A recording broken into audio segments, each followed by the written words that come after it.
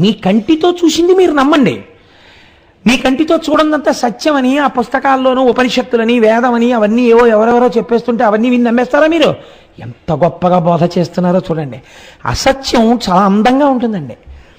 సంసారము సత్యమో, నువ్వు సత్యం, నీ భార్య సత్యం, మీ ఇద్దరికీ పిల్లలు పుట్టడం సత్యం, వీళ్ళు సత్యం. ఇవేమీ కాదు. ఈ పిల్లాడికి కాళ్ళు పెట్టినవాడు వేరే ఉన్నాడు, చేతులు పెట్టినవాడు వేరే ఉన్నాడు, వాడిలో చైతన్యంగా ఉన్నవాడు వేరే ఉన్నాడు. అదంతా ఈశ్వర కృప. ఈశ్వర కృప వల్ల నాకు పిల్లలు పుట్టారు. ఏంటి అర్థం లేని మాటలు?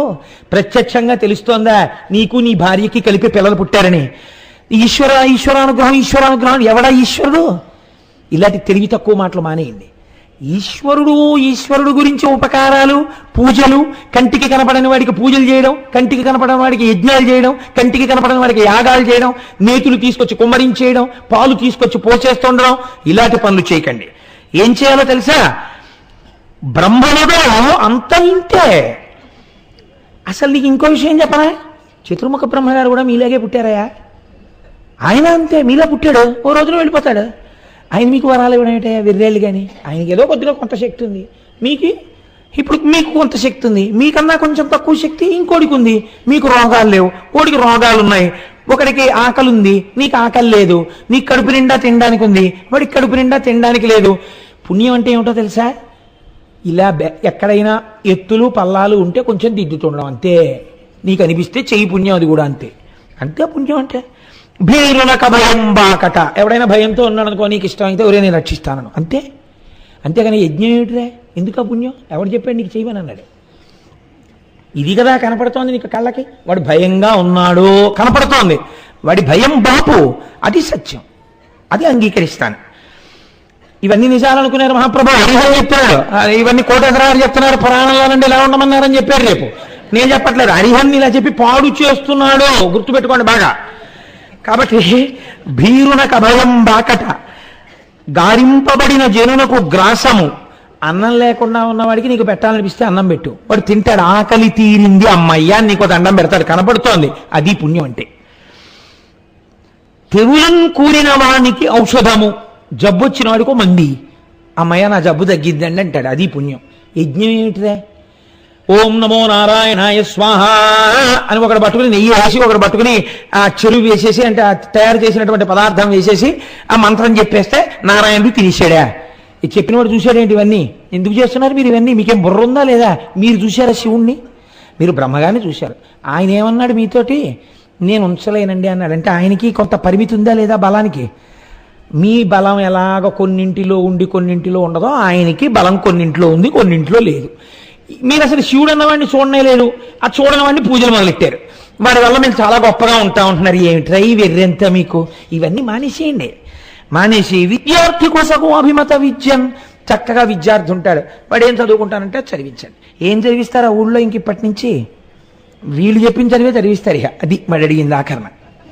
కాబట్టి ఇవి చేయించండి రా. ఇంకొకటి చెప్పనా?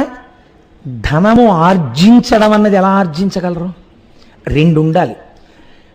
అవతల వాడి దగ్గర మోసం చేసి సంపాదించారని ఎవరంటారో తెలుసా అండి? అలా మోసం అన్న పేరు ఎందుకు పెడతారంటే, అలా డబ్బు సంపాదించే తెలివితేటలు వీడికి లేవు కాబట్టి వాడి మీద ఏడుపు కొట్టి వాడు మోసం చేశాడంటుంటాడు. నీకు ఉంటే తెలివితేటలు నువ్వు సంపాదించుకోకూడదు, అలాగా వీడికి లేవు, వాడికి ఉన్నాయి, అందుకని అలా అంటారు. మీరేం బెంగెట్టుకోకండి. మీకు ఎంత తెలివితేటలున్నాయో అంత తెలివితేటలతో అందరి దగ్గర పట్టుకొచ్చేయండి. మీకు తెలిసినవన్నీ తెచ్చి అనుభవించండి హాయిగాను. అన్నీ తెచ్చి ఏం చేసుకోమని చెప్పిందో తెలుసా శాస్త్రం? ఇదే సత్యం, ఇదే ఉంటుంది. కాబట్టి దీంతో 12ంటిని తృప్తిపరచాలి. అగ్నిహోత్రాన్ని దేవతల్ని తృప్తిపరచడం ఏంట్రా? ఎవరు చెప్పాడు మీకు? 5 జ్ఞానేంద్రియాలు ఉన్నాయి. కళ్ళతో మీకు ఏది చూడాలనిపిస్తే చూసేయండి, చెవులతో మీకు ఏది వినాలంటే అది వినండి, నోటితో మీకు ఏం మాట్లాడాలంటే అది మాట్లాడేయండి, నాలుకతో మీకు ఏం తినాలంటే తినేయండి, ముక్కుతో మీకు ఏది వాసన చూడాలంటే అది చూసేయండి, చర్మంతో మీకు ఏది ముట్టుకోవాలంటే అది ముట్టుకోండి, కర్మేంద్రియాలతో కాళ్ళు చేతులు నోరు అంటే మల విసర్జకాలయము మూత్ర విసర్జకాలయం ఉన్నాయి కదండి, మీకు వాటితో ఏం చేయాలనుకుంటున్నారో చేయాలని చేస్తే మీకు తృప్తి కలుగుతుందో అవి చేసేయండి. మనస్సు బుద్ధి ఇప్పుడు ఈ ఐదు 10 మీరు వాడుతుంటే మనస్సు బుద్ధి సంతోషపడుతుంటాయి అంతే. అదే ఆనందం అంటే అదే బ్రహ్మానందం. ఇంకేంటి? ఇవన్నీ వదిలేసి ఎక్కడో కూర్చుంటే బ్రహ్మానందం అయ్యా వాడు చెప్పాడురా మీకు. వాడేదో వదిలేసి వెళ్ళి కూర్చున్నాడు, అదే అలా కూర్చున్నావు పాపం ఏం లేదా అంటే మీరు బాధపడతారని అందులో బ్రహ్మానందం ఉంది అంటాడు. లేకపోతే అయ్యో పిచ్చాడా ఇన్నాళ్ళు అలా కూర్చున్నావు ఏమీ లేదా అని మీరు అంటారేమో అని వాడు అంటున్నాడు అంతే. అవన్నీ మీరేం నమ్మకండి, ఇదే బ్రహ్మానందం అంటే. చక్కగా ఇలా అనుభవించండి. చూసారా? ఇంకొక మాట చెప్తాను మీకు. ఎప్పుడో పడిపోయడు శరీరమిరిగి వేగా ఆవియున్నంత కేతట యతిశయిల్లా పెళ్ళుగా భోగముల చెంది ఉల్లసిల్లవలయు అవ్వల నీమి కన్పట్టు కనుడు.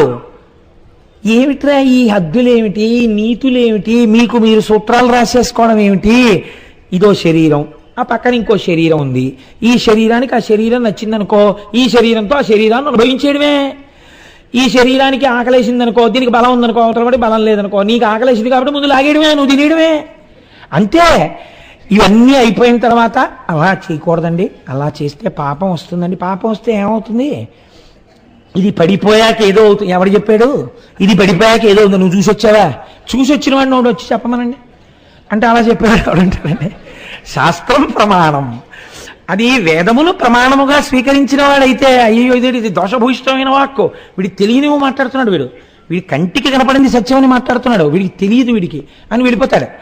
కాబట్టి ఇప్పుడు ఇవన్నీ చెప్తుంటే పాపం వాళ్ళు అలా చెవులొగ్గి విన్నారు.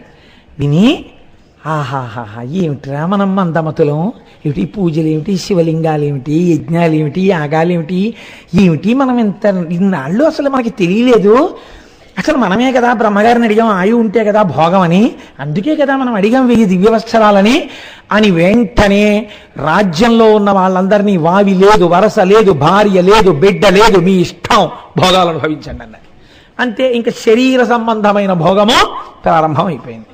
ఎవరికి ఏది భోగం అనిపిస్తే అది అనుభవిస్తారంతే. పాపం లేదుగా, పాపము లేదు పుణ్యము లేదు, గొడవ లేదు వాడికి ఇంకా. కాబట్టి ఇప్పుడు ఎక్కడ చూసినా స్త్రీలు పురుషులిట్టుల పాలింపక పూర్వ ధర్మ పదవీచ్యుతులై రేలు పవల్ ధన కామేచ్ఛాలసులైరి తరిగే సత్వం బెల్లన్. ఇలా రాత్రి లేదు, పగలు లేదు, బ్రాహ్మీ ముహూర్తంలో అయితే పూజ చెయ్యాలని గొడవ లేదు, పూజ లేదు, పునస్కారం లేదు, యజ్ఞం లేదు, యాగం లేదు, క్రతువు లేదు, దేవతలు లేరు, హవిస్సులు లేవు, భయం లేదు, శాస్త్రం లేదు, శాస్త్రవాక్యం లేదు, ఋషివాక్యం లేదు, పురాణం లేదు, ఏమీ లేదు. నీ కంటికి కనపడింది నువ్వు చేసేసుకోవచ్చు, అన్ని భోగాలు అనుభవించేయచ్చు, అన్నీ వదిలేయడమే, అన్నీ వదిలేసి తిరగచ్చు. కాబట్టి ఇప్పుడు ఏమైంది? మంగళప్రదమైన అన్నీ వదిలేశారు, అమంగళప్రదమైనవన్నీ కౌగులించుకున్నారు, కౌగులించుకుని తిరిగారు. దానివల్ల లోకమంతా పాపభూయిష్టమైపోయింది. ఇప్పుడు వీళ్ళందరూ ఏం చేశారు అంటే శ్రీ మహావిష్ణువు బ్రహ్మగారు వీళ్ళందరినీ తీసుకుని పరమశివుడి దగ్గరికి వెళ్ళారు. వెళ్ళి శంకరా ఒక్కసారి మీరు చూడండి, మీరు పంపారు కదా, సర్వం సిద్ధం చేసేసాం, ఇప్పుడు భక్తి ఏం లేదు, ఇప్పుడు మిమ్మల్ని పూజించే వాళ్ళు ఎవరు అక్కడ లేరు. ఎక్కడొచ్చిందండి ఈ ప్రమాదం? మీరు టక్కరితనం అనుకోకండి, శ్రీ మహావిష్ణువు యొక్క టక్కరితనమని మీరంటే నేను అంగీకరించాను. మీరు ఎక్కడ దెబ్బతింటున్నారో చూపిస్తున్నారు ఆయన. వినకూడనిది వినుటయే ప్రమాదమునకు కారణము. మనస్సుకి బలహీనత ఉంటుంది, భయానికి లొంగుతుంది. అది మనము వినకూడనిది అనుకుంటే ఆ ప్రాంగణమునకు వెళ్ళరాదు. అవి మీరు విననవసరం లేదు. మీరు నేను వినను, మా ఈశ్వరుడు మాకున్నాడు, నేను ఏదో పూజించుకుంటున్నాను, నన్ను నేను రక్షింపబడతాను అని మీరు చెప్పాలి. వినడం నీ తప్పు, చెప్పినవాడి తప్పు కాదు. వాడు అలా చెప్పాలనుకున్నాడు, వాడు చెప్పాడు, అలా వాడు నమ్మాడు కాబట్టి వాడు చెప్తాడు. కానీ వినడం మీదే తప్పు. ఇది బహుశः యుగ యుగములకు అవసరమని పరమాత్మ అప్పుడే భావించి ఉంటారు. అందుకని అప్పుడే ఈ పని చేయించి చూపించారు. కనుక చెడు మాట వినరాదు. కాబట్టి ఇప్పుడు ఏమైంది? శంకరుడు చూశాడు, అబ్బో చాలా బాగుందయ్యోయ్, త్రిపురాసురులు చాలా గొప్ప పూజలు మొదలెట్టారు, ఇప్పుడు నేను వారిని సంహరించవచ్చు. కానీ నేను సంహరించడం పెద్ద విశేషం కాదు, సంహరిస్తాను, పాపం చేశారు కాబట్టి దేవతా సార్వభౌముడిగా. వాళ్ళు కొన్ని వరాలు అడిగారు. అడిగేటప్పుడు వెయ్యి దివ్య సంవత్సరాలన్నారు, పుష్కలావర్తక మేఘాలన్నారు, పుష్యమితో చంద్రుడు ఉండాలన్నారు, మిట్ట మధ్యాహ్నం అభిజిత్ ముహూర్తం ఉండాలన్నారు, ఇంతకు ముందు లేని రథం ఉండాలన్నారు, ఇంతకు ముందు లేని ధనస్సు ఉండాలన్నారు, ఇంతకు ముందు లేని బాణం ఉండాలన్నారు. ఇవన్నీ అన్నారు కదా, మరి అవన్నీ తెచ్చారా అన్నారు. అవన్నీ పట్టుకునే వచ్చేసాం మహాప్రభు అన్నారు. అయితే సరే తీసుకురండి అన్నారు. ఏమిటి తీసుకొచ్చారు వాళ్ళు? సమస్త లోకములలో ఉండేటటువంటి సారమును పిండి వాళ్ళు దాన్ని భూమండలం మీద రథంగా, భూమిని రథంగా మార్చారట. కుడి చక్రంగా సూర్యుణ్ణి పెట్టారు, ఎడమ చక్రంగా చంద్రుణ్ణి పెట్టారు. ఆ చక్రాలకి ఆకులుగా ఇటు 6 ద్వాదశాదిత్యులను పెట్టారు. అలంకారంగా నక్షత్రాలతో అలంకారం చేశారు. ఇత పూర్వం లేదు కదండి ఇటువంటి రథం. దీనికి కమ్ములుగా, అంటే ఈ రథానికి కింద నుంచి ఇలా గుర్రాల దగ్గరికి వెళ్ళే కమ్ములుగా ఋతువుల్ని పెట్టారు. ఆకాశాన్ని ఆ రథానికి కప్పుగా పెట్టారు. మందర పర్వతాన్ని శివుడు కూర్చోడానికి ఆసనంగా వేశారు. ఉదయాచలము అస్తాచలము అనేటటువంటి 2 కొండల్ని నొగలుగా మార్చారు. సంవత్సరాల్ని వేగంగా మార్చారు, రథం యొక్క వేగంగా. ఉత్తరాయణాన్ని దక్షిణాయనాన్ని 2 చక్రాలకి శీలలుగా వేశారు. పంచభూతాల్ని ఆ రథానికి బలంగా మార్చారు. వేదాంగ పురాణాల్ని రథానికి గంటలుగా కట్టారు. గంగాది నదుల్ని ఆ లోపల శివుడు కూర్చున్నప్పుడు చామరం వేయడానికి స్త్రీలుగా మార్చారు. బ్రహ్మగారిని సారథిగా కూర్చోబెట్టారు. ప్రణవాన్ని ఆ గుర్రాల్ని తోలడానికి కొరడాగా మార్చారు. మేరు పర్వతాన్ని ధనస్సుగా చేశారు. ఆదిశేషుణ్ణి అల్లెత్రాడుగా కట్టారు. సరస్వతీదేవిని గంట కొట్టి బయలుదేరాలి కాబట్టి రథానికి ముఖ్య గంటగా మార్చారు. శ్రీ మహావిష్ణువు బాణంగా మారారు. రథాశ్వములుగా వేదాల్ని సమకూర్చారు. మహర్షులు దాని ముందు గానం చేసేవాళ్లుగా బయలుదేరారు. ఇటువంటి రథం ఎంత గొప్ప రథం అండి! చాలా గొప్ప రథమా కదా? అప్పుడు మీరు ఈ రథం చాలా గొప్ప రథము అని అండంలో మీకు ఏమైనా అనుమానం ఉందా? ఏం లేదు కదా. కానీ ఇంతకన్నా అన్యాయమైన రథం ప్రపంచంలో ఉండదు. అదేమిటండి అంత ఆఘాయిత్యం మాట అన్నారు మీరు? వాళ్ళేమో ఇంత కష్టపడి రథం చేశారా? మీరేమో ఇన్నాళ్ళకి శివమహాపురాణంలో ఏదో పెద్ద మొనగాళ్ళ వచ్చి కూర్చుని ఇదేం రథం అంటున్నారా? ఏమిటంటే మీకు ఆధారం ఇదేం రథం అనడానికి అని మీరు నన్ను అడుగుతారేమో. శంకరుడు నవ్వేట రథాన్ని చూసి, ఏమిట్రా ఈ రథం అని. ఎందుకని? రథం ఏమిటి? భూమి యుద్ధం కోసమని త్రిపురాసురులు ఎక్కడున్నారు? ఆగకుండా తిరుగుతున్నారు ఆకాశంలో. భూమి కదిలిపోయింది అనుకోండి. ఇప్పుడు ఆ రథం ప్రకారం ఏమవ్వాలి? త్రిపురాసురుల మాట ఏమో, కానీ వీళ్ళందరూ ఏమైపోవాలి? హఠాత్తుగా భూమి ఎగిరిపోతే యుద్ధానికి. 2 ఇప్పుడు ఈ భూమి రథం నడవాలంటే దేన్ని ఆధారం చేసుకుని నడుస్తుంది? చక్రాలను ఆధారం చేసుకుని నడుస్తుంది. ఒక చక్రం ఎవరు? సూర్యుడు. ఒక చక్రం ఎవరు? చంద్రుడు. ఇందులో సూర్యుడు వస్తే చంద్రుడు వెనక్కి వెళ్ళిపోతాడు, చంద్రుడు వస్తే సూర్యుడు వెనక్కి వెళ్ళిపోతాడు. ఈ చక్రం ముందుకెడితే ఈ చక్రం వెనక్కి వెడుతుంది. ఇప్పుడు ఆ రథం ఎలా ఎక్కుతాడు? యుద్ధానికి ఎలా పెడతాడు? మీరు ఇప్పుడు ఇలా సమన్వయం చేసుకోండి ఆ రథానికి. అసలు అన్ని ఇబ్బందులే అందులో. ఇలాంటి రథం ఎక్కి ప్రణవమేమో గుర్రాలు, బ్రహ్మగారేమో రథం తోడడం. ఆయన ఎప్పుడు చేయలేదు ఆ పని. దొరగారి కారెక్కి రమ్మంటే నేను వచ్చేస్తాను, కానీ సడన్ గా ఓ రోజు దొరగారు పురాణానికి వెళ్దాం కోటేశ్వరారు ఎప్పుడు నేనే నడపడం ఏంటంటే, ఇవాళ మీరు నడపండి నేను పక్కన కూర్చుంటానన్నారు అనుకోండి, నా బతుకేమైపోవాలి. నేను పురాణం అంటే చెప్తాను, కానీ దొరగారిలో కారెక్కడ తోలగలను? నేను చెవులో రొద పెట్టేస్తున్నా 4 రోడ్ల సెంటర్లో అన్నింటి మధ్యలోంచి నకులుడు సహదేవుడు రథాన్ని తీసుకెళ్ళిపోగలరు క్షేమంగా. నన్ను తీసుకెళ్ళమంటే ఏది వేయాలో తెలియదు. ఇక్కడ ప్రారంభమైన రథం దొరగారు నడిపితే భూమి మీద నడుస్తుంది, నేను నడిపితే ఆకాశంలో నడుస్తుంది. ఎందుకని నాకు అలవాటు లేదు కనుక. చతుర్ముఖ బ్రహ్మగారు 4 ముఖాలతో వేదాలు చెప్పమంటే చెప్తాడు, సృష్టి చేయమంటే చేస్తాడు, కానీ ప్రణవాన్ని కొట్టుకోరలాతో అంటే రథానికి ఆయన ఏం కొడతాడండి? అందులో సరస్వతీదేవి గంటగా మోగుతుంటే పక్కన ఇంత అల్లరా. అదే రథం. ఏమిటో ఈ రథం అన్నట్టు ఆయన. సరేలేండి ఫోన్లే, పాపం ఏదో పిల్లకాయలు చేస్తే ఇచ్చారు కదా, కాదండం ఎందుకు? మనం చేసే పనులండి భక్తికి ఈశ్వరుడు లొంగిపోతాడు, కానీ చిక్కుడుకాయలతో రథం కట్టి సూర్యుడిని ఎక్కమంటాం కదండి. మనం చెయ్యట్లా. దానికి చీపురు పుల్లలు పైగా గుచ్చేసి దాని మీద పెట్టేసి, అది ఓ చిక్కుడాకులో ఎంత పెద్ద రథం. ఆ రథం మీద సూర్యుడు ఎక్కాలట. ఏమిటండి దాన్ని అడిగారనుకోండి, సూర్యరథం అండి. సూర్యుడు ఎక్కుతాడు. ఆ ఆ తర్వాత వీళ్ళే ఏం చేస్తారు దాన్ని? ఆ ఇంట్లోనే పక్కన ఉన్న డస్ట్బిన్లోనో ఎందులోనో పట్టుకెళ్ళి పడేస్తున్నారు కదండి. ఆ పాటి కూడా లేడనమాట సూర్యుడు. ఇంకా నువ్వు చేసిన రథం ఎక్కాలంటే ఆయన ఇంత ఉండాలి. అంటే ఎవడైనా నిజంగా సూర్యుడు ఎలా కూర్చుంటే తీసుకుని గోళీకేలా జేబులో వేసుకోవచ్చు అనమాట సూర్యుడిని. వాడు ఇన్ని లోకాలకి వెలుగునిస్తున్నవాడు. మరి పుచ్చుకోవట్లా? మీరు చేసిన చిక్కుడుకాయల రథం ఎక్కపోతే రథాలు ఎందుకు ఎడుతున్నారండి? మీరు చేసిన చిక్కుడుకాయల రథాలు పిడకల మీద బాగా పరవన్నం చేస్తే మంచి కాపు వాసన అంటారు. అదొక రకమైన కమ్మటి వాసన వస్తుంది, బాగా పచ్చగా పరవాన్నం అలా వండేసి, అది కూడా పాపం ఆయనకి ఏదో పని ఇంత పెట్టరు, 3 చిక్కుడాకుల్లో ఏదో కొంచెం కొంచెం పెడతారు. పెట్టి ఆ చిక్కుడుకాయల రథంలో కూర్చోవాలి ఆయన, ఆ ఉడికిపోకుండా మాడిపోకుండా కూర్చుని కొంచెం కొంచెం తినేసి మీకు ఆయుర్దాయం ఆరోగ్యం అన్నీ ఇచ్చేసి ఆయన మళ్ళీ రథమండ వెళ్ళిపోవాలి సూర్యమండలానికి. పోనీ ఇక్కడ కాకపోతే ఇంకో ఇంట్లో ఉంటుందా అంటే అన్ని ఇళ్లలోనూ చిక్కుడుకాయల రథాలే. మళ్ళీ చిక్కుడుకాయల రథం కాదు, క్యాలీఫ్లవర్ రథం కట్టండి అన్నారు అనుకోండి. ఋతువులో రావు క్యాలీఫ్లవర్, ఎవడు బెంగళూరు వెళ్ళి పట్టుకొస్తాడు. అందుకని ఈ ఋతువులో బాగా దొరికేటంటే పక్కింటి వాళ్ళని అడిగినా తుంపి 4 ఇచ్చేస్తారు. అందుకని చిక్కుడుకాయల రథాలే. మన వాళ్ళంత తెలివి ఎక్కడ ఉంటుందండి నిజంగా. ఈశ్వరుడు యొక్క అనుగ్రహం ఏమిటో తెలుసా అండి? సంభారములను చూడడు, మీ శ్రద్ధ మాత్రమే చూస్తాడు. ఈ ఋతువులో ఈశ్వర ఇది దొరుకుతుంది బాగా, అందుకని ఇదే రథం కట్టే వచ్చి కూర్చుంటాడు. అలాగా సూక్ష్మరూపుడై వచ్చి కూర్చుని నువ్వు చిక్కుడాకులో పెట్టిన ఇంత పరమాన్నం తినేసి అబ్బబ్బబ్బబ్బా ఎంత పరమాన్నం పెట్టావు, ఎంత బాగుంది ఎంత బాగుంది ఎంత బాగుంది అని ఆశీర్వచనం చేసి వెళ్ళిపోతాడు. అలా అనకపోతే ఈశ్వరుడు ఎందుకు అవుతాడండి? భక్తికి వశుడవుతాడు ఆయన.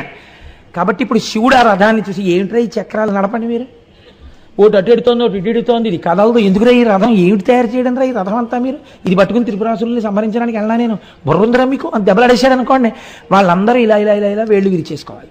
కాబట్టి ఆయన అన్నట్ట ఓ నవ్వు నవ్వాడంతే, ఏమనలేదు. ఇది ఈశ్వరానుగ్రహాన్ని మీకు చూపిస్తుంది. ఇది ఎలా ఉంటుందంటే ఎలా చెయ్యాలి అన్న ఆలోచన లేకుండా చాలా గొప్పగా ఇంతకు ముందు ఎవ్వడు ఊహించని రీతిలో చెయ్యాలని అనిపించింది అనుకోండి, చాలా గొప్పగా పొగడాలనుకుంటే ఒక ఆయన ఎవరో పక్కనే సభలో ఉన్నటువంటి ఆయన్ని చూసి మహానుభావుడు ఇటువంటి కీర్తిశేషుడు ఎక్కడున్నాడని అడిగాడు. ఆయన బాగా పొగడాలనుకున్నాడు. ఇటువంటి కీర్తిశేషుడు అంటే చచ్చిపోయినాడని. ఆయన పాపం కుర్చీలోనే కూర్చున్నాడు. కీర్తిశేషుడు ఏంటి అంటే ఒక్కొక్కసారి ఆవేశం ఎక్కువైపోయింది అనుకోండి, అన్ని కొత్తవి తెచ్చేయాలి అంటే అసలు అలా తేకోవడం కూడా కొత్త తెచ్చేస్తే, నిన్ననే నేను పేపర్లో చదివాను, కొత్త లింగం కూడా తెచ్చేసారు గుళ్ళోకి.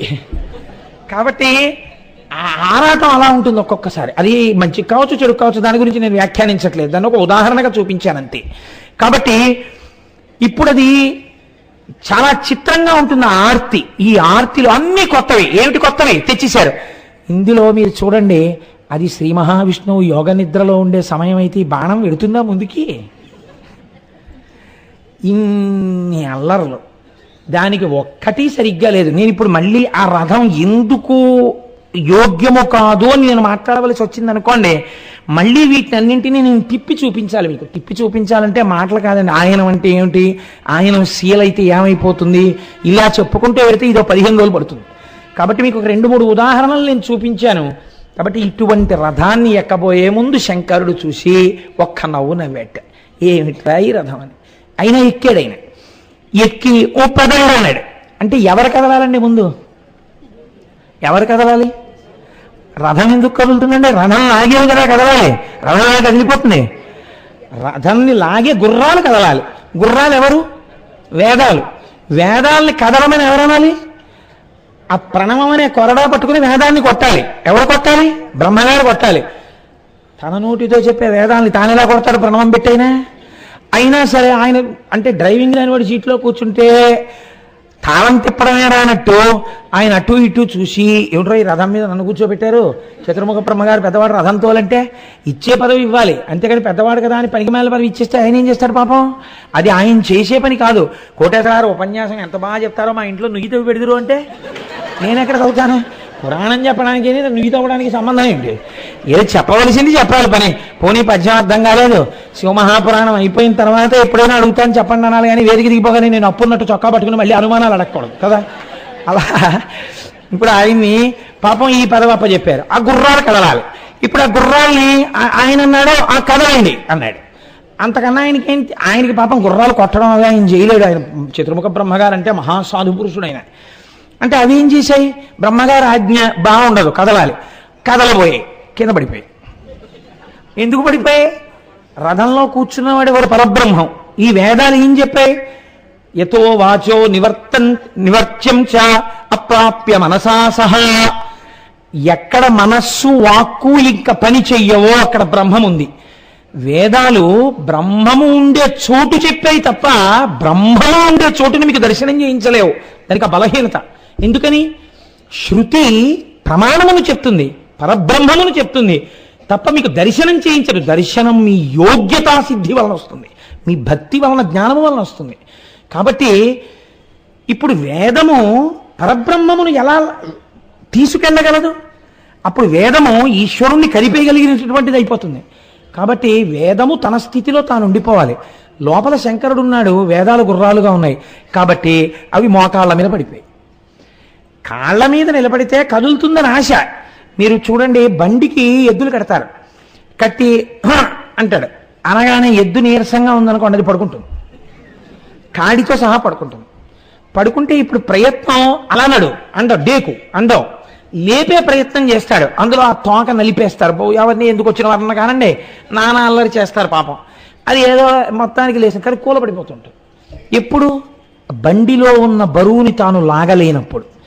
ఇప్పుడు ఏమైంది? ఆ గుర్రాలు లాగలేకపోయాయి. ఆయన అన్ని లోకాలు బొజ్జలో పెట్టుకుని రథం ఎక్కేస్తే భూమి ఏం చేస్తుందండి? ఢామను పడిపోయాయి గుర్రాలు. ఇప్పుడు ఏం చేస్తారు? ఎంతకని కొడతారు వాటిని ఇది పెట్టి. కాబట్టి ఓ రథ గంట టాంగ్ డాంగ్ డాంగ్ డాంగ్ మోగేస్తుంది అది రథం వెళ్ళాలని. అవతల వాళ్ళేమో ఒక్క క్షణమే ఉంటాయి 3 సరళ రేఖలో, అసలు ఈ రథమే కదలటం లేదు. అది దాటిపోయింది అనుకోండి, అయిపోయింది లోకాల పని. ఇప్పుడు ఎలా? ఈయన ఏమీ తెలియని వాళ్ళ చూస్తున్నాడు. ఏమిటి రథం అంటున్నారు, ఆ గుర్రాల దగ్గరికి వెళ్తున్నారు, లేవండి అంటున్నారు.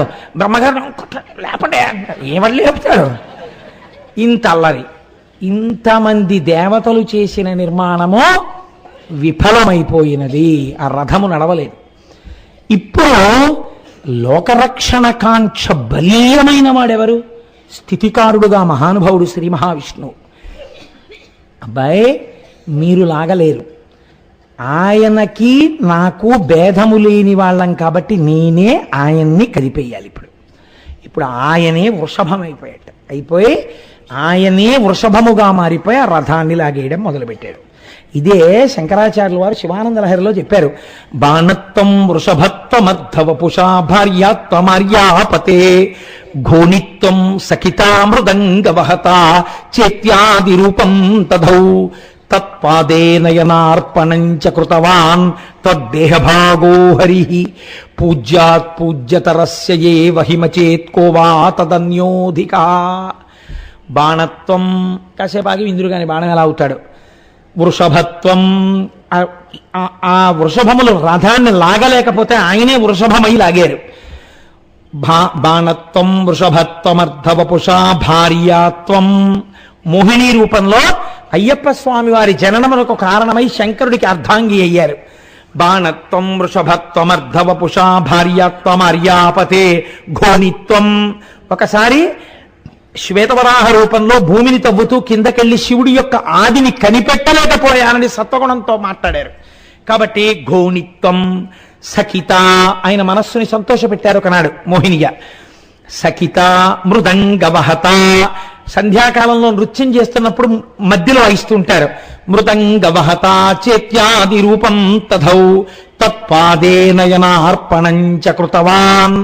ఒకానొకసారి సహస్ర కమలములతో శివలింగాన్ని అర్చన చేస్తున్నారు. ఆయన చేస్తున్నప్పుడు శంకరుడు పరీక్ష చేద్దామని ఒక్క పువ్వు తగ్గిపోయేటట్టు చేశాడు. మనలా చెయ్యరుగా ఆయన పూజ చేస్తే. నామము పువ్వు ఏకీకృతము, 3 ఏకీకృతమైతే పూజ అంటారు మనోవాక్కాయ కర్మలు. కాబట్టి ఇప్పుడు ఆయన ఒక్కొక్క పువ్వు వేస్తున్నారు. 1000వ నామం దగ్గరికి వచ్చేటప్పటికి పళ్ళెం ఖాళీ, పువ్వు లేదు. ఇప్పుడు పువ్వు లేకపోతే ఆయన ఆలోచించారట. రామకమల పత్రాక్ష అని కదా అంటాం. ఆయన కన్నులు అరవిందముల తామర పూల్లా ఉంటాయి. అందుకని ఒక గుడ్డు పీకి శంకరుడి కంటి మీద, పాదాల మీద వేశారట. వేస్తే నేత్రార్పణేశ్వరలింగము అని తమిళనాడులో ఉందండి ఆ దేవాలయం. కాబట్టి ఇప్పుడు శంకరుడు ప్రత్యక్షమై ఎంత గొప్పగా పూజ చేశావో నా మీద భక్తితో అని తన శరీరంలో అర్ధభాగాన్ని శ్రీ మహావిష్ణువుకి ఇచ్చేశారు. అదే హరిహర రూపము. మీరు దాని అందం చూడాలంటే హైదరాబాద్ ఫిలిం నగర్ వాళ్ళు సినిమా యాక్టర్లందరూ కట్టినటువంటి దేవాలయంలో ఈ హరిహర రూపం ఉంటుందండి, అద్భుతం. మీరు ఎప్పుడైనా వెడితే చూడండి, చాలా బాగుంటుంది. ఒక పక్క విష్ణువు, ఒక పక్క శివుడు ఒకే శరీరంలో ఉంటారు, చాలా గొప్పగా ఉంటుంది. ఆ హరిహర రూపమే తిక్కన గారికి ప్రత్యక్షమై ఆయన దగ్గర ఆ మహాభారతంలో ఆయన ఆంధ్రీకరించిన భాగాన్ని స్వీకరించి ఆ తిక్కన గారిని కృతార్థుణ్ణి చేశాడు ఆ హరిహరమూర్తి. కనుక ఇటువంటి శ్రీమన్నారాయణుడు ఇప్పుడు వృషభమై ఆ రథాన్ని లాగుతున్నారు. లాగుతుంటే మెల్లిగా ఎలాగైతేనే ఆ రథం కదిలిందని మీరు అనుకోండి, రథం కదిలింది. ఇప్పుడు ఈ మేరు పర్వతాన్ని ధనస్సుగా పట్టుకోవాలి. వీళ్ళందరూ వికలాడుతున్నారు త్రిపురాసురులు. ఎందుకని? అధర్మంలో ఉన్నారు, మదమెక్కి ఉన్నారు, ఒక్క క్షణంలో మమ్మల్ని కొడతాడని. ఇప్పుడు ఈ మేరు పర్వతాన్ని ధనస్సుగా పట్టుకుని ఆదిశేషుణ్ణి తాడుగా కట్టి వింటినారిగా టంకారం చేసి శ్రీ మహావిష్ణువుని బాణంగా తీసుకుని లాగి విడిచిపెట్టాలి. శంకరుడు అన్నట్ట, సర్వలోక సృష్టికర్త, స్థితికర్త, ప్రళయకర్తను నేను ఏదైనా చేస్తే అది నా అనుగ్రహము కిందకే వస్తుంది. నీకు బ్రహ్మగారు వరం ఇచ్చారు, చంపలేనని అనుకుంటున్నావు కదా, ఇలా ఉండకపోతే చంపలేను, లోకమునందు లేని ఆయుధంతో కదా చంపమని అడిగావు. నేను నా మూడో కన్ను విప్పితే ఏమవుతావు? నేను కోపంగా చూస్తే ఏమవుతావు? అది ధనుర్వేదంలో లేనిది అని ఆగ్రహాన్ని పొంది ముఖం తెల్లటివాడు ఎర్రపడి ఒక్కసారి కాల్చేద్దామని అనుకుని పరమదయాస్వరూపుడయ్యాట. వాడి అజ్ఞానానికి నేను అజ్ఞానంలో కెడితే వాడు కోప్పడ్డాడని నేను కోప్పడితే వాడికి నాకు పోలికే ఉంటుంది ఇంకా అని పెద్ద నవ్వు నవ్వేట. దయాసముద్రుడై ఆ త్రిపురాసురులను సంహారం చేయడం కోసమని మూడో కన్ను విప్పబోతున్నట్ట. కొద్దిగా కదిలింది రెప్ప. కదలగానే లింగ పురాణంలో చెప్తారు, సోమశ్చ భగవాన్ విష్ణు కాలాగ్నిర్వాయురేవచ శరే వ్యవస్థత దేవమూచు ప్రణమ్యతం దగ్ధమప్యత దేవేశ వీక్షణేన పురత్రయం అస్మద్ధితార్థం దేవేశ శరన్మోక్తుమిహార్హసి అని అడిగాయి. ఆనాడు శ్రీ మహావిష్ణువు, సోముడు, కాలాగ్ని ఇవన్నీ కలిసి బాణంగా వచ్చి, ఈశ్వర ఒక్కసారి మీ చేతితో మీరు స్పృశించి బాణమని పట్టుకొని మీ యొక్క ధనస్సునిలా చేత్తో పట్టుకుని ఆ ఆదిశేషుణ్ణి వింటినారిగా మీరు వంగి కట్టి పైకి లేచి ఈ బాణాన్ని తగిలించి ఆకర్ణాంతము మీరు లాగితే మీ చెవిదాకా వచ్చి మీలో ఉన్న శక్తి మాలోకి ప్రసరించాక మీ బాణము మీ ధనస్సు నుండి వినిర్ముక్తమై త్రిపురాసుర సంహారం చెయ్యాలని మాకు కోరిక, అందుకని మమ్మల్ని బాణంగా ముట్టుకోండి అని అడిగారు. అప్పుడు శంకరుడు నవ్వి ఈ బాణాన్ని తీసుకుని సంధించి విడిచిపెట్టాడు. ఒక్క బాణం అన్నీ అడిగారు, దగ్ధమై బూది కుప్పలై కింద పడిపోయాయి త్రిపురాములు. ఇది త్రిపురాసుర సంహారము అని శాస్త్రం పిలిచింది.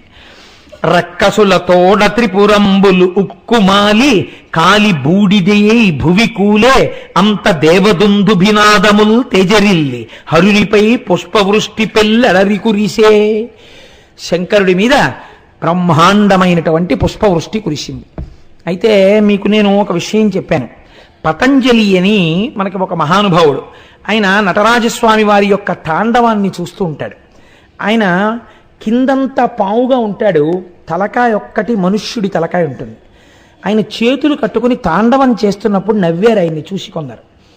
ఎలా ఉన్నాడో చూడు, ఆ నాట్యాన్ని అంత శ్రద్ధగా చూస్తారు కానీ నాట్యం చేయడానికి కాళ్ళున్నాయా చేతులున్నాయా అన్నారు. అంటే ఆయన వెంటనే ప్రకటన చేశారు సభలో. ఆయన అన్నారు, నాకు కాళ్ళు చేతులు లేవని కదా అంటున్నారు, కాళ్ళంటే కింద పొడుగ్గా ఉంటాయి, చేతులంటే పైన, కాబట్టి మీకు కాళ్ళు కొమ్ములు ఉన్నాయని గర్వం. నేను కాళ్ళు అంటే దీర్ఘాలు లేకుండా, కొమ్ములు అంటే ఐత్వం లేకుండా నేను చూసిన తాండవాన్ని శ్లోకాలుగా చెప్తాను. మీరనుభవించారో నేను అనుభవించారో చూద్దురుగానని ఆయన నటరాజ స్తవము అని చేశారు పతంజలి. ఎంత గొప్ప శ్లోకాలు, ఒక్క దీర్ఘాక్షరం ఉండదు, ఒక్క చోట ఎక్కడ ఐత్వం కానీ ఔత్వం కానీ ఆయన ప్రయోగించారు. అందులో ఏది చెప్తారు? శివతాండవం చెప్తారు ఆయన. ఒక శ్లోకం మీకు ఎప్పుడో నేను చెప్పినట్టు గుర్తు. ఇంకొక శ్లోకాన్ని అవధరించండి. ఇవాళ అది త్రిపురాసుర సంహారంతో కూడుకుని ఉంటుంది. హరం త్రిపుర భంజన మనంత కృత కంకణ మఖండ దయమంతరహితం విరించి సుర సంహతి పురందర విచింతిత పదం తరుణ చంద్రమకుటం పరం పదవి ఖండిత యమం భసిత మండిత తనుం మదన వంచన పరం చిరంతన మముం ప్రణత సంచిత నిధిం పరచిదంబర నటం హృది భజ అన్నారు. ఏమి కవిత్వం అండి మహానుభావుడికి! నిజంగా ఆ శంకరానుగ్రహంతో పడ్డాయి ఆయనకి. హరం హరుడు, త్రిపుర భంజన మనంత కృత కంకణ మఖండ దయమంతరహితం. ఎంతగా లోపల ఆయన ధ్యానం చేశారో చూడండి. అపారమైన దయతో త్రిపురములను కాల్చినవాడు అన్నారు ఆయన. అపారమైన దయతో త్రిపురములను కాల్చడం అంటే ఏమిటో తెలుసా అండి? మీరు బాగా పట్టుకోండి ఈ విషయాన్ని. త్రిపురములు ఎక్కడుంటాయి? ఇక్కడే ఉంటాయి త్రిపురాలు. ఏమిటో తెలుసా అండి? స్థూల, సూక్ష్మ, కారణ అన్న 3 శరీరాలతో జాగ్రత్త, స్వప్న, సుషుప్తి, సృష్టి, స్థితి, లయ అనబడే 3 జరుగుతుండడం. మీరు చూడండి, మనం ఏం చేస్తాం? జాగ్రత్త అంటే ఇప్పుడు తెలివేసున్నాము అని ఏం గుర్తు? మనం అందరికీ ఇంద్రియాలు పనిచేస్తున్నాయి. కళ్ళు చూస్తున్నాయి, చెవులు వింటున్నాయి. ఇలా ఇంద్రియములు అన్నీ పనిచేస్తూ ఉన్నటువంటి అవస్థకి జాగృతావస్థ అని పేరు. దీన్నే స్థితి అని పిలుస్తుంది శాస్త్రం. రెండవది సృష్టి, అది స్వప్నావస్థ. అప్పుడు ఇంద్రియములు ఏవి పనిచేయవు. కన్ను కొంచెం తెరుచుకునున్నా ఏమీ కనపడదు. నిద్రపోతూ పురాణం వింటే లోపలికేమీ వెళ్ళదు కదండి. చెవు ఉంటుంది, కానీ ఏది స్వప్నావస్థ అంటే అప్పుడు ఈ లోకం ఉండదు. అది విచిత్రం. ఇప్పుడు మీరు చూసినవన్నీ అసత్యమైపోతాయి, ఇవే ఉండవు. అప్పుడేమున్నాయి? అనుభూతులు ఉంటాయి. అప్పుడు కూడా అప్పుడు మనస్సు ఏదో సృష్టిస్తుంది. ఓ కాశీ పట్టణాన్ని సృష్టిస్తుంది. అందులో మీరు అభిషేకం చేసుకుంటే ఆనందం. ఒక వ్యక్తి అమాంతం కొరడా పట్టుకొచ్చి మిమ్మల్ని కొట్టేస్తున్నట్టు కలొస్తుంది. ఒళ్ళు నొప్పులు, బాధ, రక్షించేవాడెవరు అని బెంగ. ఇంతలో ఎక్కడి నుంచో దొరగారు వచ్చి ఎందుకు కొడుతున్నావు కోటేశ్వరారిని అని అడిగేటప్పుడు కూడా పారిపోయాడు. అమ్మయ్య, దొరగారు వచ్చి రక్షించారనుకున్నాడు. తెలివి వచ్చేసి దిక్కుమాల కల ఒళ్ళంతా నిప్పులేనరా బాబు, ఏడు ఇలా కొరడాలు పెట్టి కొడుతున్నట్టు కల వచ్చిందని ఇంకా అక్కడి నుంచి ఎవడో దొరుకుతాడు తేరగా. వాడిని పట్టుకుని ఇలా కల వచ్చింది ఏమవుతుందండి అంటే, నువ్వు బాగా వాత పైత్యములు కలిగే పదార్థాలు తిని పడుకుంటే రావేమిటి ఇలాంటి కల్లో, కాబట్టి అవమానం అని చెప్పలేక పర్వాలేదో అభిషేకం చేయించుకోండి అనాలి ఇంకా కదండి. కాబట్టి స్వప్నావస్థ యందు మనస్సు సృష్టి చేస్తుంది. లయమునందు సుషుప్తి, ఏమీ తెలియదు. మనస్సు సృష్టి కూడా ఉండవు. అన్నీ వెళ్ళిపోయి కారణమైనటువంటి శరీరంలోకి వెళ్ళిపోతాయి. ఏముంది? ఏమీ లేదు. సంతోషంగా ఉన్నారంతే. కానీ ఈ 3 కూడా 3 అవస్థలు. 80 ఏళ్ళు బతికినా, 90 ఏళ్ళు బతికినా, 60 ఏళ్ళు బతికినా, ఎన్నేళ్లు బతికినా వాడు అనుభవించేవి ఈ 3 అవస్థలే. స్థూల, సూక్ష్మ, కారణ శరీరములతో అనుభవించేటటువంటి జాగ్రత్త, స్వప్న, సుషుప్తి. 4వది ఒకటి ఉంటుంది, దాని పేరు తురీయము అంటారు. తురీయములో ఉన్నవాడు ఈ 3టికి సాక్షి. రమణ మహర్షిని ఒక ఆయన అడిగారు, మీరు నిద్రపోతారా అని అడిగారు. అడిగితే ఆయన అన్నారు, నేను నిద్రకు సాక్షి అన్నారు. అంటే ఎలా? ఈ శరీరం నిద్రపోతోంది, దీంట్లో ఉన్న ఇంద్రియాలు నిద్రపోతున్నాయి, ఈ మనస్సు ఆత్మలోకి వెళ్ళిపోయింది, మనస్సు కారణ శరీరంలోకి వెళ్ళిపోయింది, ఈ శరీరము ఇప్పుడు సుషుప్తిలో ఉంది అని సుషుప్తిలో ఉన్న శరీరాన్ని ఆయన సాక్షిగా చూస్తూ ఉండేవారు. ఇది మళ్ళీ లేచాక ఇది లేచింది అన్న ఆత్మ చైతన్యంతో సాక్షిగా ఉంటారు. అది చాలా గొప్ప స్థితి, అది అందరికీ రాదు. అటువంటి స్థితికి 4వది తురీయము అని పిలుస్తారు. ఈ తురీయము చేరడానికి ఈ 3 అవస్థలు తెలుసుకోవాలి. మనం ఈ 3 కాకుండా 4వ దానికి వెళ్ళాలి అని. ఈ 4వ దానికి వెళ్ళరు. ఈ 4వది చేరడానికి మొదట ఏది ఉండాలో తెలుసా అండి? పరమ భక్తి ముందు ఏర్పడాలి భగవంతుడి యందు. భగవంతుడి యందు భక్తి ఏర్పడితే, లేకపోతే మీకు ఎప్పుడు ఏ భావన ఉంటుంది? మాయ వలన ఇవే చాలా సుందరంగా ఉన్నాయి, ఎంత బాగున్నాయో అనుకుని ఇంద్రియాలతో లేవడం, కనపడ్డవన్నీ చూడండి, ఆవులు వెళ్ళిపోతూ ఇలా ఏదో చెట్టు కనపడితే అని తినేస్తుంది, ఆ గడ్డి తినేస్తుంది, మొక్కలు తినేస్తుంది.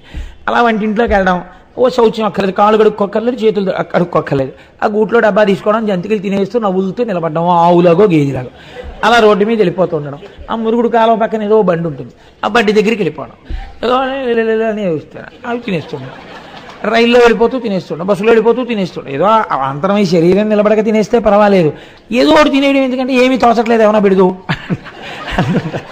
మీరు చూడండి, ఏం తోచకపోవడం ఏంటండి? లోకంలో ఇంత వాంగ్మయం ఉంటే నీకు అసలు తోచకపోవడం అన్న మాట ఎలా వచ్చింది? టైం సరిపోలేదని పెద్దలు ఏడుస్తున్నారా? ఏమీ తోచట్లేదు మొదలుడు, ఏమీ తోచట్లేదు ఏమైనా పెడదు అంటే.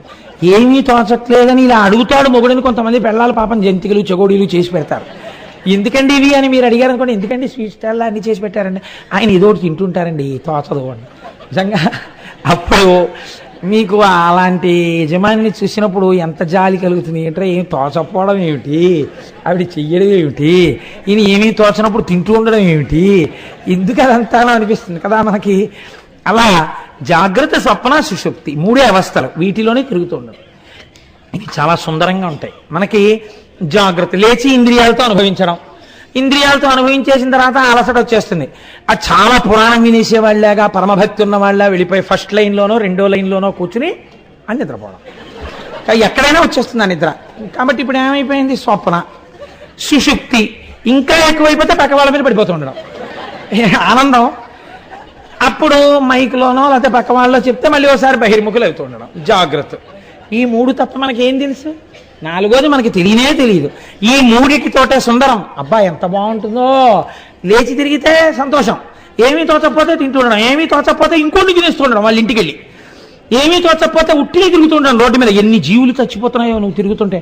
ఏ తోచకపోవడం ఏమిటి, తిరగడం ఏమిటి? నువ్వు ఓ కూర్చుని చదువుకో, కూర్చుని ధ్యానం చేసుకో, స్నానం చేసి కాసేపు కూర్చుని పురాణం చదువుకో, ఓ సహస్రం చదువుకో. ఏం తోచట్లేదండి, ఎలా పోదామన్నా, ఏం తోచట్లేదండి అని. అబ్బో ఇప్పుడైతే అసలు కలిపురుషుడి యొక్క సమస్త ప్రభావ రాశి తీసుకొచ్చి రాశీభూతం చేస్తే ఒక టీవీ అనబడేది ఒకటి వచ్చేసింది. దానికో చెయ్యలు పుట్టింది, దాని పేరు సెల్లు. ఎన్ని వచ్చేసాయో చక్కగా. పూర్వం అంటే టీవీ అయితే ఇంట్లోనే ఉండి పాడు చేయగలరు, వెంట వచ్చి పాడు చేయడానికి ఒకటి ఉండాలి, సెల్లు. అది మోటార్ సైకిల్ మీద, ఓవర్ బ్రిడ్జి మీద, కారులో ఇలా తాదాత్మ్యతతో నడిపేస్తుండడం, ఎవడి మీద ఎక్కేస్తాడో తెలియదు. కాబట్టి ఇవన్నీ కలి అంశాలు. ఎక్కడ వాటిని వాడాలో తెలియదు. పురాణానికి అడిగితే షెల్లు, పురాణానికి షెల్కి సంబంధం ఏంటి? ఉండొచ్చు, నీకు ఏదైనా చాలా ఇంపార్టెంట్ ఫోన్ రావచ్చు, అప్పుడు వెనకాతలు ఉండాలి కదా. ఆ మర్యాద ఇంకోటి చెప్పడం ఏంటి నీకు? కాబట్టి సరే, మళ్ళీ అవన్నీ ఎందుకు అల్లరి. కాబట్టి ఈ మూడే మనకి తెలుసు. ఈ మూడు మనకి ఎంతో సుందరంగా ఉంటాయి. బాయ్ ఎంత ఆనందమో, ఎంత ఆనందమో, ఎంత ఆనందం. పడుకోవడం ఆనందం. టైమ్లీ బెడ్ అండి, నేను కరెక్ట్గా నిద్రైపోతాను, పడుకుంటాను, అంతే సుందరం. నేను బెడ్ కాఫీ తాగేయాలండి లేవగానే, సుందరం. ఎంత ఆనందమో, సంధ్యానందనం అక్కర్లేదు. కాబట్టి అది సౌందర్యం. గుర్రు పెట్టి నిద్రైపోవడం. నేను కానీ పడుకున్నానా, ఏనుగులు తొక్కినా నాకు తెలియదండి, పక్క వాళ్ళకి నిద్ర పట్టదు అంతే. రెండు పెద్ద పుల్లు పోరాడుకున్నట్టు ఉంటుంది. ఇంకా వీళ్ళు ఎందుకు నిద్రపోతారు పాపం? ఆవిడ ఏదో అలవాటు చేసుకుని 10 ఏళ్ల తర్వాత 12 ఏళ్ల తర్వాత ఆవిడకి అలవాటు అవుతుంది. ఆవిడకి ఆ చప్పులు లేకపోతే నిద్ర పట్టడం స్థితి వస్తుంది. కాబట్టి ఇప్పుడు జాగ్రత్త, స్వప్న, సుషుప్తి ఈ మూడు అవస్థల్లో సుందరంగా ఉన్నాయని తిరగడమే త్రిపుర సుందరి. అదే స్థూల సూక్ష్మ కారణ శరీరం. ఇప్పుడు ఈ మూడు కాదురా విర్రాడా, పరమకారణ శరీరం ఒకటి ఉంది భగవంతుడు. దాన్ని చెందాలి, నువ్వు దాన్ని తెలుసుకోవాలి. దాన్ని తెలుసుకోవడానికి ముందు భక్తితో పట్టుకోవాలి ఈశ్వరుడి పాదాలు. పట్టుకుంటే ఆయన బాణం వేస్తాడు. ఆ బాణం తగిలితే త్రిపురములు కూలిపోతాయి. అప్పుడు స్థూల సూక్ష్మ కారణముల మీద మమకారం లేకుండా తురీయమునందు తాను సాక్షిగా ఈ మూడింటిని చూస్తాడు. ఈ స్థితికి ఈశ్వరుడు పైకెత్తడానికి దయ ఉండాలి ఆయనకి.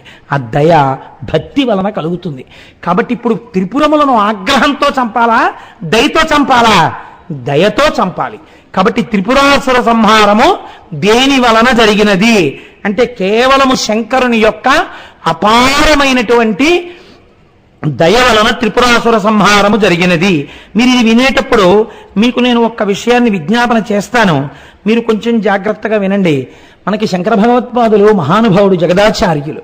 వారు స్పృశించినటువంటి విషయం లేదు, వారు చెప్పనటువంటి విషయం లేదు.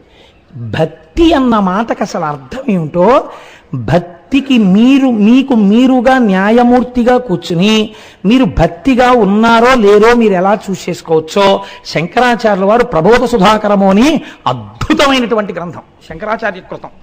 అందులో ఒక శ్లోకం చెప్పారు శంకరాచార్యుల వారు. మీరు చూడండి ఎంత అందంగా ఉంటుందో.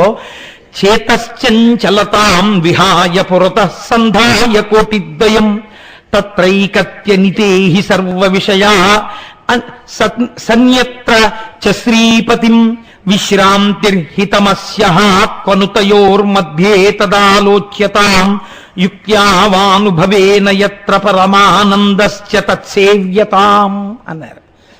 మీరు ఒక త్రాసుని తీసుకొచ్చి అలా పెట్టారనుకోండి, ఇటు తక్కెట్లోనూ ఏం లేదు, ఇటు తక్కెట్లోనూ ఏం లేదు. త్రాసు ముళ్ళు స్థిరముగా ఉంటుందా? ఉండదు. ఎందుకు ఉండదో తెలుసా అండి? కాస్త గాలి వేసింది అనుకోండి, ఈ తక్కెడి ఇలా ఉంటుంది. ఈ తక్కెడి ఇలా కిందకి వెళ్ళగానే అన్నీ స్థిరంగా ఉంటాయి, పైన ఉన్నటువంటి ముళ్ళు మాత్రం ఇలా వంగుతుంది. కాసేపటికి ఎవరో వచ్చి ఇటు పక్కన ఏదో పడేస్తారు, అందులో ఓ రుమాలో ఏదో అక్కడ పెడతాడు, లేకపోతే తెచ్చుకున్న వస్తువులు ఏదో సర్దుకుంటూ గబుక్కున అలా వాచియో ఏదో తీసి అక్కడ పెట్టాడు. ఇప్పుడు ఏమవుతుంది? ఇలా ఒరుగుతుంది. త్రాసు అని దేనికి పేరు? ఎప్పుడు ముళ్ళు ఇలా ఇలా మీరు తూకం కదండి వెయ్యాలి, మరి తూకం వెయ్యాలి కాబట్టి ఎప్పుడు ఇలా తిరుగుతూనే ఉంటుంది. ఈ త్రాసు యొక్క ముళ్ళు తిరగకుండా ఒక పక్కకి వంగిపోయి ఉండిపోవాలంటే ముళ్ళుని ఉంచేస్తే త్రాసు యొక్క శక్తి ఉన్నట్ట ఊడిపోయినట్ట? ముళ్ళు విరిగిపోయి ఒక పక్కకు వంగిపోయింది అనుకోండి, ఇప్పుడు మీరు దాన్ని త్రాసు అని పిలుస్తారా? అందులో చూస్తే ఒప్పుకుంటారా? ఒప్పుకోరు. ఇందులో పదార్థం పడినప్పుడు ఇటువైపు బరువు ఎక్కువగా ఉన్నది అని ఇటు పక్కకి వంగిపోయి ఉండిపోయింది అనుకోండి, అప్పుడు అది త్రాసు కదండి. అప్పుడు ఇది ఎంత బరువు అంటే ఇటు పక్కన మీరు ఏవి తీసుకొచ్చి ఎన్ని తీసుకొచ్చి పెట్టండి, ఇంకా ఈ ముళ్ళు కదలదు. ఎందుకు కదలదు ఈ ముళ్ళు? ఇటు బరువు చాలా ఎక్కువ, దీంతో సమానమైంది అటు లేదు. ఎన్ని తెచ్చి మీరు పెట్టండి, దీని బరువు అటు సరిపోవట్లేదు. సరిపోకపోతే ఏమవుతుంది? ఒక ఉదాహరణకి మీరు తేలిగ్గా అర్థం అవడానికి చెప్తాను. ఒక కేజీ రాయి ఉంది మీ దగ్గర, ఒక 500 గ్రాముల రాళ్ళు ఉన్నాయి. మీరు కేజీ రాయిని తీసుకొచ్చి ఇటు పక్కన పెట్టారు, 100 గ్రాముల రాయిని తీసి యువతల పక్కన పెట్టారు, లేవలేదు. 200 గ్రాములు పెట్టారు, లేవలేదు. 300 గ్రాములు పెట్టారు, లేవలేదు. 400 గ్రాములు పెట్టారు, లేవదు. 500 గ్రాములు పెట్టారు, లేవదు. పెట్టడానికి మీ దగ్గర ఇంకేమైనా ఉందా? లేదు. ముళ్ళు ఏమైపోయింది? అటువైపే చూపిస్తూ ఉండిపోయింది. నీ భక్తి అనబడేటటువంటిది ఇలా సూచిగా వంగిపోవాలంటే ఒకటి నేర్చుకో. యువతల వైపు తక్కెట్లో పరమేశ్వరుణ్ణి కూర్చోపెట్టు, భగవంతుణ్ణి కూర్చోపెట్టు. నీ మనస్సులో బరువు ఎటువైపుకి వంగి ఉంటుంది, అటే. ఇటువైపుకి ఏం పడుతున్నాయి? దానితో తుల్యమైనవి ఇంకా ప్రపంచంలో లేవు. ఒకనాడు కష్టం పడింది, ఇది లేవదు, పైన కదలదు. ఎందుకని? ఇది ఈ బరువు ఎక్కువ, ఈశ్వరుణ్ణి పట్టుకుని ఉన్నావు, ఈ కష్టానికి లేవదు. సుఖం వచ్చింది, లేవదు. కష్టం వచ్చింది, ఏ జన్మలో ఏ పాపం చేశానోనండి ఈశ్వరుడు ఇలా తీసేశాడు. లేచి కదిలిందా?